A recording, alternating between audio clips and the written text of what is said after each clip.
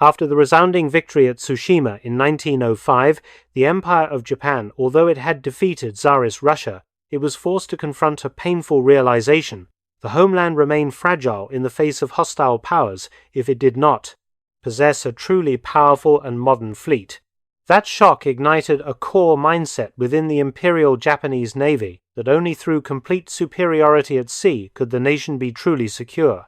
By 1916, President Woodrow Wilson of the United States publicly announced a plan to build 10 battleships and 6 battlecruisers. This was seen as a direct challenge to the entire global naval order at the time. The news acted as a powerful jolt, making the Japanese government realize that it could not stand outside the intensifying arms race. Tokyo began to loosen its purse strings, investing heavily in constructing and upgrading warships with larger size and more advanced equipment. This was not merely a competition of budgets, it was a historical turning point that reshaped the entire naval strategy of the empire. In that context, a new generation of battleships of the Nagato class was born, a product of a deep anxiety about American industrial power, and at the same time a solid foundation for the legendary Yamato class that would follow. Through this we can clearly see a profound truth. The ambition to defend sovereignty can itself become the spark for fateful arms races, where technology and human will merge to write tragic and heroic chapters across the oceans.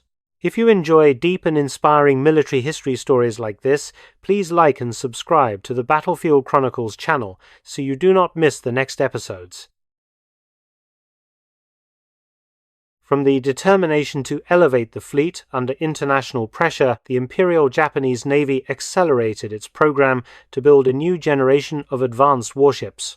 At the Kure Naval Shipyard, one of the nation's key industrial facilities, the construction journey of the Battleship Nagato officially began. The ship was laid down on 28 August 1917. After more than 2 years of tireless work by thousands of engineers and workers, it was launched on 9 November 1919. However, it took nearly another year until 15 November 1920 for Nagato to be fully equipped and officially commissioned into the fleet. One notable detail clearly shows the level of strategic priority the Empire placed on this vessel. The launch ceremony was sponsored by Admiral Kato Tomosaburo, a distinguished officer of the Japanese Navy who would later become Prime Minister. The presence of such a high-ranking figure as sponsor was not merely ceremonial, it affirmed the central role of Nagato in the National Naval Modernization Plan.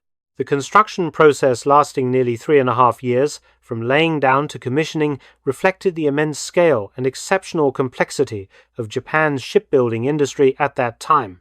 Every weld, every steel plate, every mechanical system on the ship required high technical expertise and close coordination among numerous specialized workshops. This was not simply the building of a warship, it was proof of the Empire's ambition to rise as a true naval power. Nagato, with its size and technology surpassing its era, marked a significant milestone. Japan was no longer following Western powers, but had begun to design and build warships capable of matching, even surpassing, its rivals. It was a proud transformation, yet one that carried within it signs of a turbulent future across the vast ocean. When Nagato officially entered the fleet, the true scale and ambition invested by Japanese engineers became clear.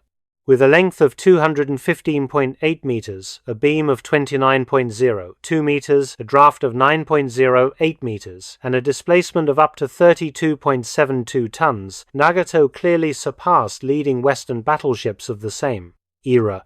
A typical example is the American ship Arizona, which was only 185 meters long and had a displacement of less than 30 tons.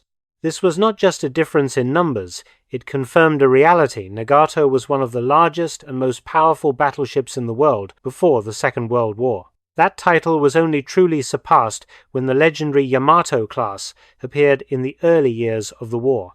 Nagato's true strength lay in its protection system, designed with a new philosophy, risk distribution, and concentrated defense at critical positions.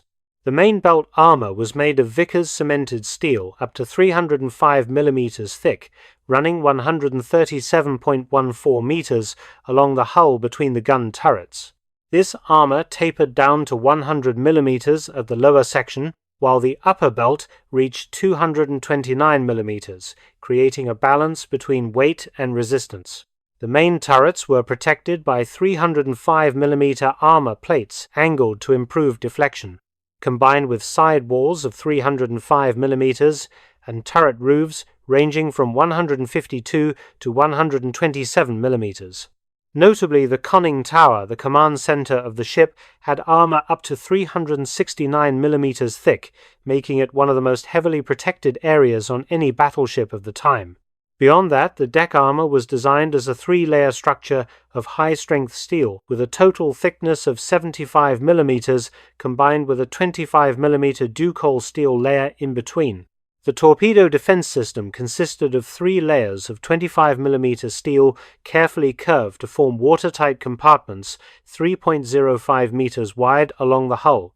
Thanks to these refined engineering solutions, Nagato had superior survivability against medium-caliber shells and torpedoes, a clear advancement compared to earlier designs developed with assistance from the British Royal Navy. However, behind this thick armor still lay the limits of the era's technology. The protection was not sufficient to fully withstand 16-inch shells, which were becoming common on rival battleships. This reflected a deeper reality. Despite strong progress, Japan's defense industry still faced a gap compared to the vast industrial power of the United States. The combination of great ambition and inevitable limitations made Nagato a vivid symbol of a proud yet challenging transitional era for the Imperial Japanese Navy. Not only superior in size and protection, Nagato also impressed with its modern propulsion system, allowing it to move at speeds that many at the time expected only from cruisers, not massive battleships. The ship was equipped with 4 Gihon-geared steam turbines, producing a total output of 80 horsepower. Steam was supplied by 21 Campon boilers, including 15 oil-fired and 6 coal-fired units, supported by an oil spray system to enhance combustion efficiency. As a result, Nagato reached a design speed of 26.5 knots. During sea trials, it even exceeded expectations, reaching 26.7 knots, far above the original estimate of 23 knots. With fuel reserves of 1.62 tons of coal and 3.455 tons of oil, Nagato had an operational range of up to 10.2 kilometers at a speed of 16 knots. This combination of power and range gave the ship a key tactical advantage. It could not only fight effectively, but also maneuver quickly, approach or withdraw from combat when necessary. In the later Pacific War, the ability to fight and reposition became a decisive factor in maintaining flexibility against numerically superior opponents. In terms of armament, Nagato represented a clear breakthrough in Japanese naval design. Its main battery consisted of 8 410mm guns, equivalent to 16.1 inches, mounted in 4 twin turrets, 2 forward and 2 aft. Each gun could fire a 1.02 kilogram armor-piercing shell at a rate of 2 rounds per minute, with elevation angles from -2 degrees to +35 degrees. These were the largest naval guns in the world at the time of commissioning, capable of delivering devastating firepower against any opposing warship. The secondary armament included 20 guns of 140mm mounted on 2 levels along the deck and superstructure, with a maximum firing rate of 10 rounds per minute and shell weight of 38 kilograms. However, in its early configuration, Nagato's anti-aircraft capability was limited, consisting of only 4 76mm guns on single mounts. These guns could elevate up to 75 degrees, firing 6 kilogram shells with an effective range of about 7.5 meters. The ship also carried 8 533mm torpedo tubes, both above and below water, although these were later removed due to limited effectiveness. The contrast between overwhelming main gun power and weak air defense reflected the strategic thinking of the Imperial Japanese Navy at the time. Designers believed that decisive battles would be fought on the surface by battleship fleets, and they did not yet foresee the growing importance of air power. This mindset, though reasonable, then later became a serious strategic limitation when facing opponents with superior air forces. Nagato thus became a perfect symbol of both technical peak and inherent limitations of an empire striving to expand its reach across the seas. With its superior propulsion and devastating firepower, Nagato quickly established its position within the fleet. Together with its sister ship Mutsu, the two formed the most powerful battleship pair in the Imperial Japanese Navy at the time. This strength and prestige led to Nagato being selected as the flagship of the combined fleet, the heart and brain of Japan's naval forces. On the deck of this massive vessel, the flagship banner was permanently raised under the supreme command of Admiral Isoroku Yamamoto, one of the most brilliant and strategically minded commanders of the empire. From the deck of Nagato, the most critical decisions of the fleet were made, turning the ship into not just a war machine, but a living command center of grand naval strategy. Then, on a day in December 1941, from the very deck of the flagship Nagato, a short but historic coded message was transmitted: Nitaka Yama Nobore 1208, meaning climb, Mount Nitaka. This was the official order to begin the surprise attack on Pearl Harbor. What made that moment so fateful was this: Nagato did not fire a single shot in that operation. Yet it served as the central brain that issued the command to begin a ship that did not directly engage in battle yet became a silent witness and the starting point of a vast war. It was a powerful demonstration that command and strategic position can outweigh pure firepower. Just over 2 months later, on 12 February 1942, Admiral Yamamoto transferred the flagship to the battleship Yamato, a newly completed vessel of even greater scale. This transition marked not only a shift within the fleet, but also symbolized generational succession among super battleships, from Nagato, the symbol of ambition in the 1920s, to Yamato, the symbol of ultimate power during wartime. Through this, Nagato wrote a unique chapter in naval history. It was not only a ship that fought with guns and armor, but also a command center where the fate of an empire was decided in the vast expanse of the ocean. After the flagship was transferred to Yamato, Nagato continued to play an important role within the main battle fleet of the empire. The ship was no longer the supreme command center, but its strength and survivability still made it one of the firm pillars of the Japanese Navy during the most intense years of the war. In the summer of 1942, Nagato sailed together with Yamato Mutsu and a large fleet force under the command of Admiral Yamamoto, including aircraft carriers, cruisers, and many escort destroyers. This was one of Japan's largest operations in the Pacific, the Battle of Midway. In that formation, Nagato took on the role of protecting the main fleet, ready to provide powerful fire support if a decisive surface battle occurred. Although it did not directly engage in fierce combat, its presence clearly reflected Yamamoto's decisive battle fleet strategy, concentrating battleship strength to seek a major naval engagement where massive warships would determine victory or defeat.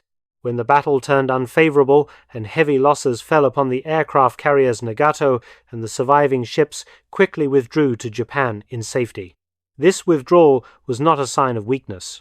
It was proof of mobility and force preservation, a necessary strategic decision in the face of overwhelming enemy air power. After Midway, Nagato continued through many other fierce campaigns across the Pacific. The ship silently endured bombardment, survived intense air raids, and faced long days at sea. By 30 August 1945, after Japan officially announced its surrender, Nagato was still afloat among a shattered fleet. Remarkably, despite enduring some of the most intense battles of the war, Nagato was the only Japanese battleship to survive until the final day. This resilience was not just luck.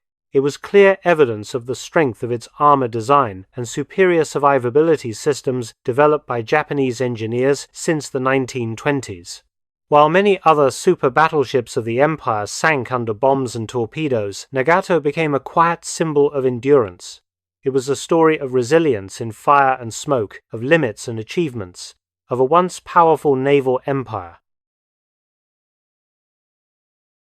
When the guns fell silent in the Pacific, Nagato stood as the only Japanese battleship still intact at the end of the war. While most of its sister ships lay at the bottom of the ocean, it remained afloat, a silent witness to both the glory and tragedy of the Imperial Navy.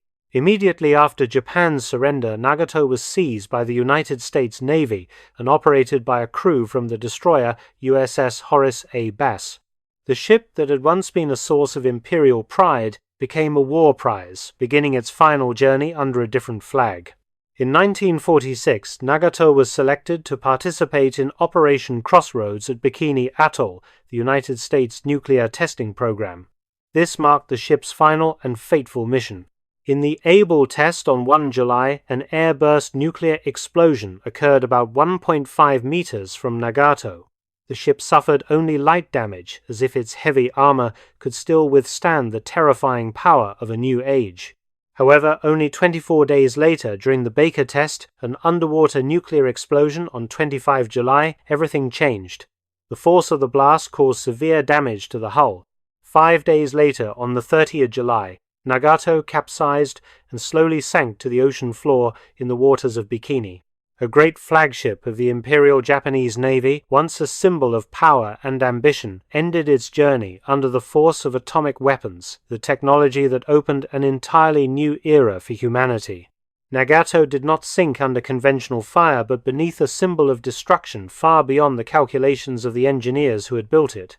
Before it sank, Nagato's flagship ensign was preserved by an American naval officer as a keepsake. Many years later, his daughter auctioned the flag on the program Nandemo Conte Dan for 10.0.0 yen. Eventually, the guest, Koji Isha Kare, purchased it and donated it to the Yamato Battleship Museum in Kure, Hiroshima, on 1 September 2006.